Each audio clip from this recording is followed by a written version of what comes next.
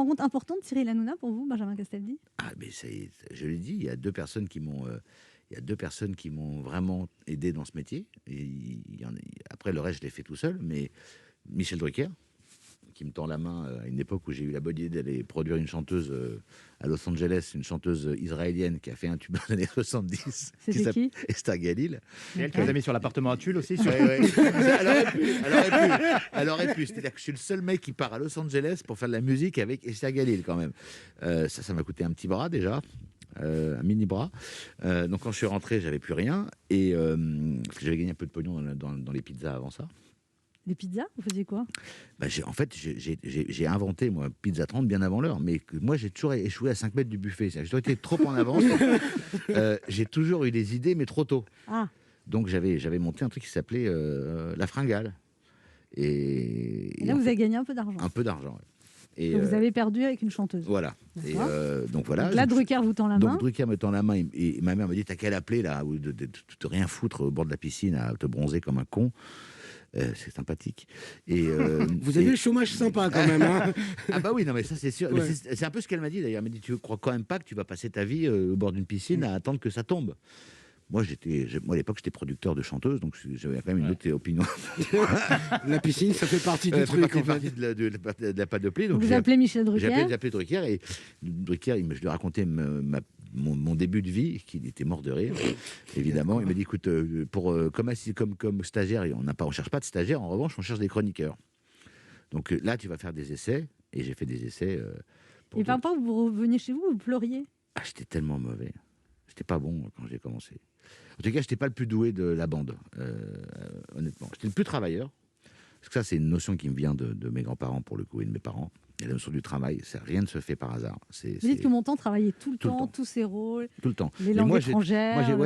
J'ai toujours, dans mes émissions, j'ai toujours été comme ça. J'étais une fois fait à l'antenne en n'ayant pas préparé. Je me suis fait fracasser. C'était Agnès Varda, c'était à Europe 1 à l'époque où je faisais mes interviews. J'avais pas vu son film, elle l'a vu en 2 secondes. Elle m'a pulvérisé pendant 1 heure. C'était une torture infernale. Donc je prépare toujours mes émissions et je les prépare tellement que je les connais presque mieux que la script qui peut me balancer sur une piste. Si elle est pas bonne, je la reprends. Donc je travaille beaucoup. Mais j'étais très mauvais. Donc les rencontres importantes, c'est Michel Drucker et Cyril Hanouna qui vous tend la main à un moment où plus personne ne veut de vous. Plus personne ne veut de moi. J'ai fait le très mauvais choix d'aller sur Énergie 12 faire un très bon jeu, mais qui est complètement raté. C'est la seule. D'ailleurs, je crois que c'est mon seul vrai échec en termes d'émission. C'est l'Académie des Neufs. Et donc, je fais 8 mois c'est les premières fois que je suis au chômage. 8 mois où le téléphone sonne plus, c'est bizarre. Hein. Et en plus, des pensions alimentaires à payer. En plus, moi, je suis dans la merde. J'ai plus un rond. J'ai des procès au cul. J'ai des huissiers au cul. Rien ne va. Heureusement que je rencontre ma femme qui me donne. La dernière. Et qui me donne sa carte bleue parce que je n'ai même plus de carte bleue. C'est vraiment la merde. Il y avait de l'argent sur sa carte bleue. Oui, un peu. Elle avait son salaire, donc je peux continuer à. Elle l'a plus. Enfin, elle avait. Elle avait. Et non, mais voilà. Et puis, je veux dire, j'étais tellement résigné à ce que ma carrière soit terminée que quand il me rappelle pour en fait faire un jeu sur C8, on m'appelle, elle me dit: oui, bonjour. Je vous appelle, c'est pour un jeu télé. Je dis: oui, vous cherchez un candidat? Non, pas du tout. Vous voudrez voir un animateur, en fait. Ah bon? Mais vous voulez qui comme animateur? Vous.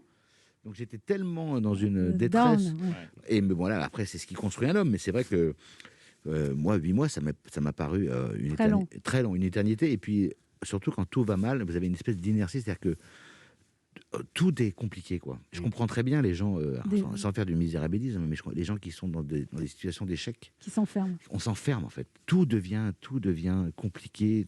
C'est terrible. Donc, je me suis joué que ça n'arriverait plus jamais, donc j'ai repris du poil de la bête. Et voilà. Et donc là, Cyril Hanouna vous tend la main, et au début, c'était un peu tendu entre vous. Avant ça, parce que moi, mais non, parce que, vous savez, quand vous avez été vedette et que vous n'êtes plus vedette, il faut accepter d'être plus être vedette. Donc, même si j'ai jamais eu beaucoup d'ego, on a quand même une petite barre d'ego. Donc, j'avais été animateur vedette, on me propose d'être chroniqueur, c'est retour à la case départ quand même. C'est ce que j'étais chez Michel Drucker, finalement. Donc, j'avais décidé, quand je suis revenu sur... parce qu'en fait, ça vient après un premier échange. Effectivement, on s'est engueulé quand je suis revenu sur C8 pour faire Nouvelle Star, qui a pour le coup très bien marché. Et j'ai quitté C8 pour aller faire Énergie 12. Belle connerie. Bon, il faut bien faire une connerie dans sa vie en termes de carrière. Bon, et pourquoi montrer du doigt? Non, mais voilà. Et en fait, moi, j'avais dit à C8 à l'époque, et j'ai perdu, comme quoi on perd du temps connement, c'est que quand je suis engagé par C8 pour faire Nouvelle Star, on me dit, ce serait sympa d'aller faire un peu le chroniqueur chez Hanouna. Je dis quoi? Le chroniqueur chez qui? C'est l'autre bouffon, là? Parce que je parlais comme ça. Bon, je plaisante. Et je voulais absolument pas y aller.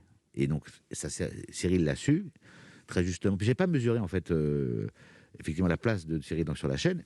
Et j'ai été con parce que ça nous a mis un peu en opposition. On s'est frité très fortement. Mais comme il a un caractère à peu près aussi heureux que le mien, vous imaginez... Heureux, c'est-à-dire entier. Oui, voilà. Heureux et entier. Ça a été... Mais c'est comme ça que naissent les belles amitiés. On s'est copieusement insultés. Ça a été une guerre d'ego. Mais là où il était cool, c'est qu'il aurait pu m'écraser. Il aurait pu se dire, Castel dit, ça y est, il est KO. Et pour le coup, il me tend la main. Donc c'est plutôt une belle âme. Donc vous vous engueulez et vous devenez super potes. Ouais, on s'engueule. Et quand il me rappelle, moi je pense qu'il va jamais me rappeler, puisque c'est quand même terminé un peu dans le... Moi j'ai fait un bouquin, j'ai pas été très tendre avec lui dans le bouquin.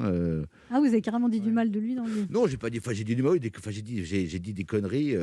Voilà, parce que quand on est un peu... C'est le problème quand on est un peu aigri. Vous savez, quand on est un peu dans le trou, on devient un peu aigri, un peu con. Vous en rencontrez des gens comme ça, on croise que ça dans ce métier. Donc, là, et un peu bêtement, je me suis dit, je vais me venger, ce qui est une bêtise absolue, parce qu'aucun intérêt. Mais bon, en fait, on s'aime bien, parce qu'on est un peu pareil. En fait, on a des trajectoires concordantes, mais dans l'autre sens. C'est-à-dire que lui, pendant 10 ans, ça a été une pente descendante, et moi, j'étais en pente ascendante. Et après, lui, il est monté en pente ascendante, et moi, je suis en pente descendante.